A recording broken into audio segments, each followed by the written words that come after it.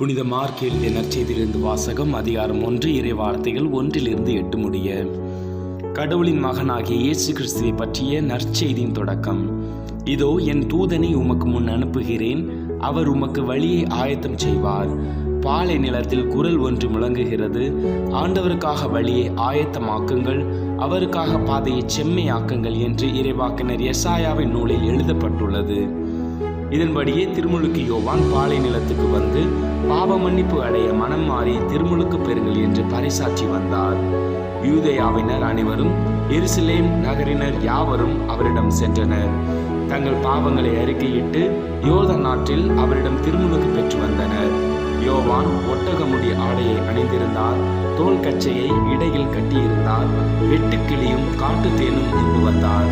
அவர் தொடர்ந்து, என்னை விட வலிமை மிக்க ஒருவர் எனக்கு பின் வருகிறார், குனிந்து அவருடைய மிதியடி வாரை அவிழ்க்க கூட எனக்கு தகுதி இல்லை.